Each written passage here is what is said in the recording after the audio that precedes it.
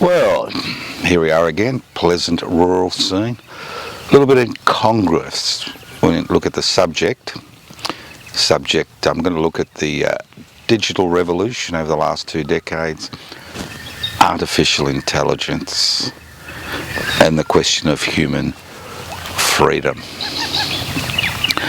Now, when artificial intelligence and the digital platform are mentioned, we're told that it's going to liberate us from the day-to-day burdens of existence. It's supposed to make life much easier. But the question we really need to look at is easier for whom?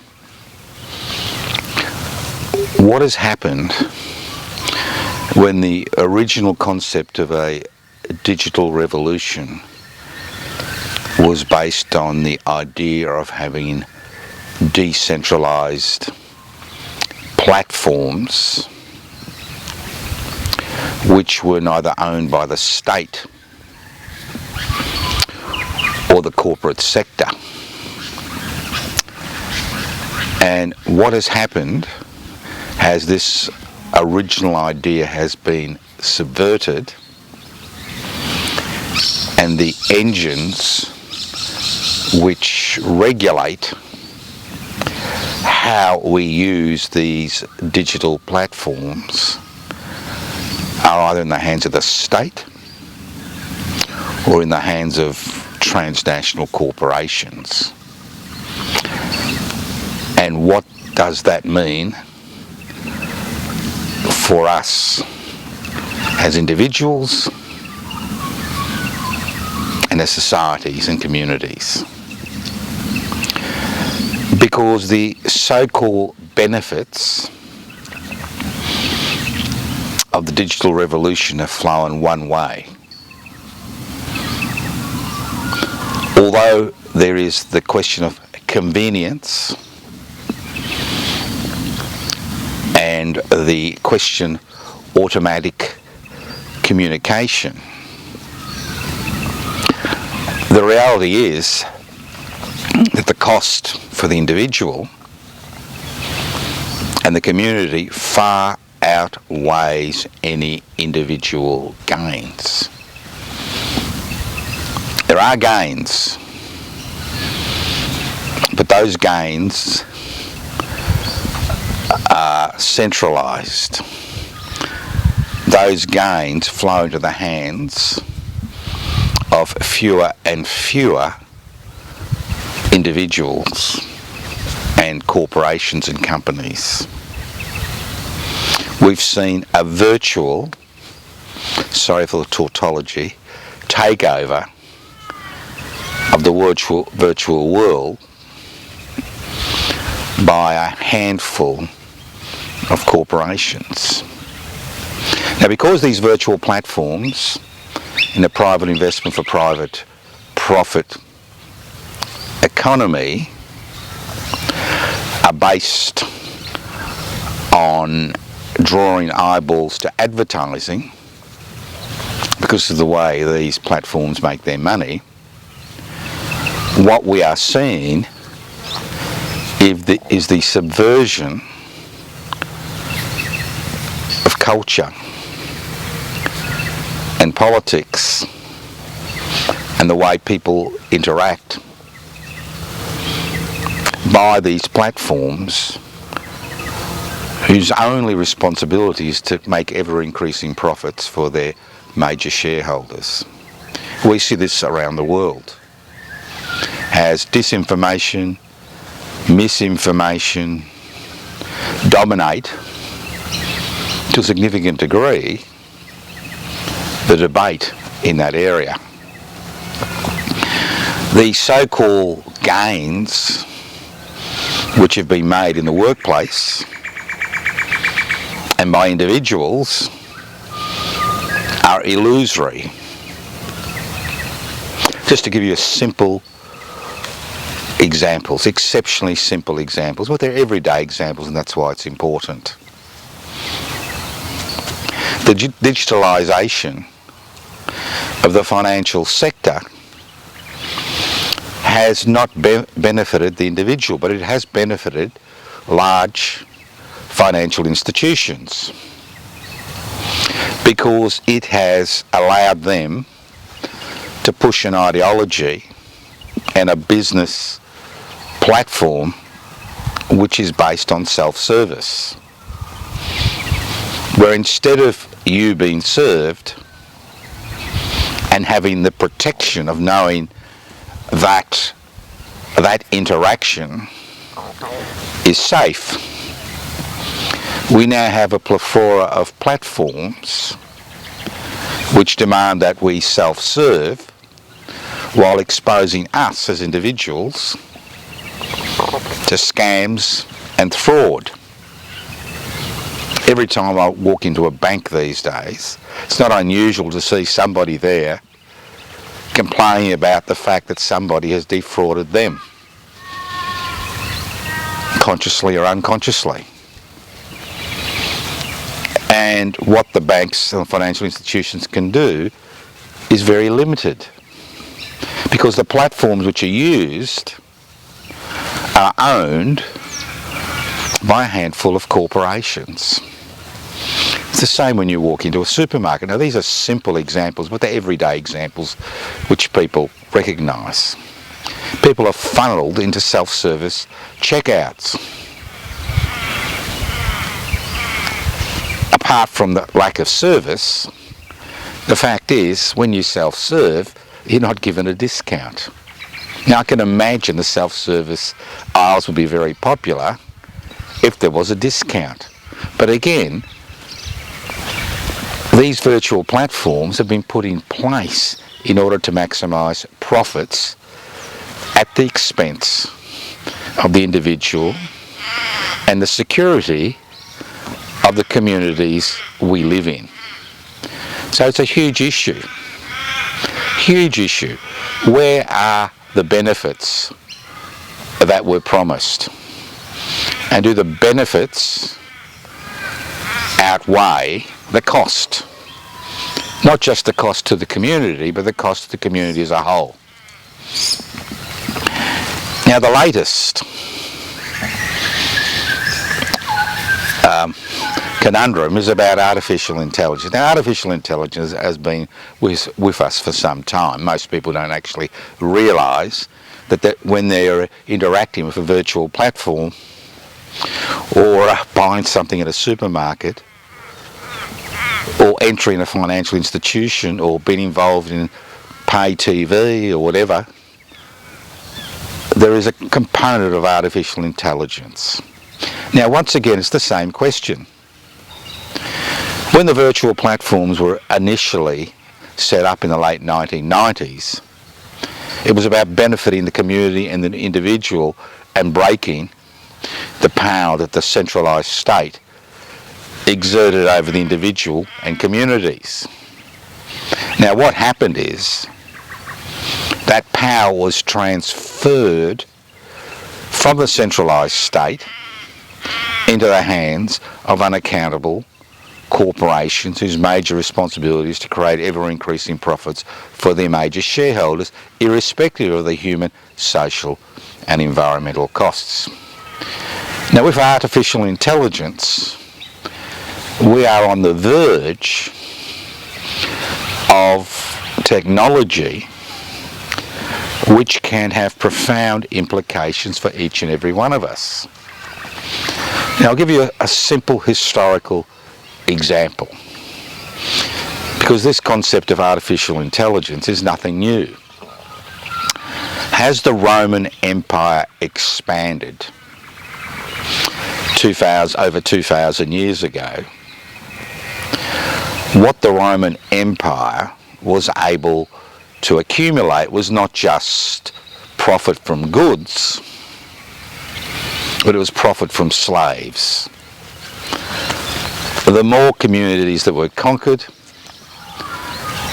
the more slaves were available to work for the patricians. As we may remember, Roman society was broken up into two groups during the Republic phase. There were the patricians and the plebeians. The patricians were the ruling classes, the plebeians did the work. As the number of slaves increased, what happened was that apart from political role, there was no physical role for the plebeians. And as they were forced out of trades and agriculture by a growing slave-owning class and the creation of huge estates, which were basically run by slaves who didn't need to be paid, who were housed and fed, what happened is that the plebeians began to revolt because they faced all the problems we face today in the 21st century. Problems accessing shelter, problems accessing healthcare, problems accessing education, problems accessing food, problems regarding personal security. So the Roman Empire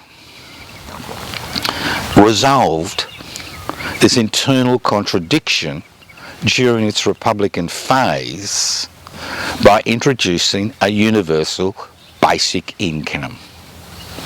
Because you didn't need every Roman plebeian to work in order for the community to prosper and survive and prosper. What you needed were slaves, and slaves were the equivalent of today's artificial intelligence. And as the number of slaves increased, the role of the plebeians decreased, but their political role continued. So how did they solve this problem? Simply, they introduced subsidised food, subsidised housing, and hundreds of public holidays. At the height of the Republic, plebeians had over 230 public holidays from a year of 365 days. Almost 2/3 of the year were public holidays. And what do you do on public holidays? You provide entertainment to keep people occupied. That was the whole purpose of the Colosseums, which were built around the Roman Empire. This concept of a public holiday. So a universal basic income was created because there was no physical role for plebeians. It's the same in Western democracies and possibly in dictatorial regimes. As artificial intelligence is implemented and everyday tasks become computerised, there is no need for the labour of billions of people. Obviously, there will be some need, but as far as a significant section of the population is concerned, there is no need. So what do you do in this situation if you're part of a ruling elite? Do you eliminate hundreds of millions of people and put up with the political, social, cultural chaos? Or do you integrate them into the new system by introducing a universal basic income? A universal basic income which both entertains and provides essential services. The old bread and circuses Roman philosophy. If you provide essential infrastructure and essential services, as well as the ability to self-entertain or entertain on a mass scale, you resolve the political friction which occurs when a significant number of people are disenfranchised in a society. I mean, the current situation in Bangladesh, which is one of the most heavily populated per square kilometre parts of the world, parts of Earth, is a classical example of what happens when people are not actually able to access the basic necessities of life. An authoritarian regime can, over time through terror, control a population. But in every authoritarian, totalitarian regime, as well as so-called Western parliamentary democracies, when the pressures become too much for a significant number of people, the ability to control them through authoritarian means, through terror, decreases. And spontaneously, revolts and revolution occurs. So how do you resolve this issue if you're part of the ruling classes? You introduce a universal basic income. Because when the production which occurs is surplus which is created is much greater than the need, then instead of concentrating that power and wealth in fewer and fewer hands, you can create platforms which ensure that the greatest good occurs to the greatest number. Because that's what political struggle is about. It's about the greatest good for the greatest number. And that's why public interest before corporate interest was established, to ensure that philosophical, ideological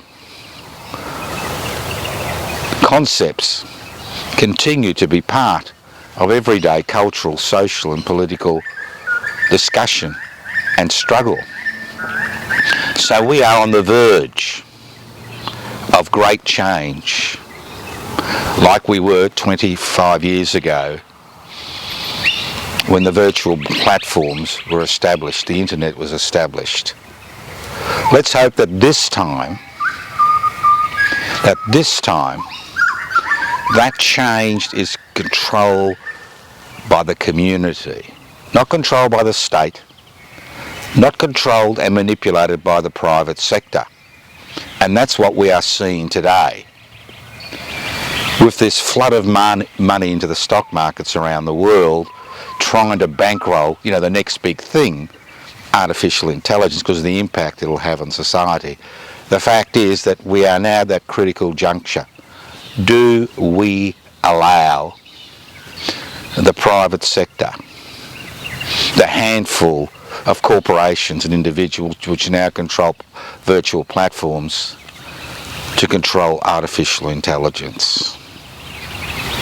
Do we accept the status quo, or do we demand an increasing role at a community level as far as these changes are concerned, which are based on the creation of a universal basic income which ensures that the greatest good occurs for the greatest number?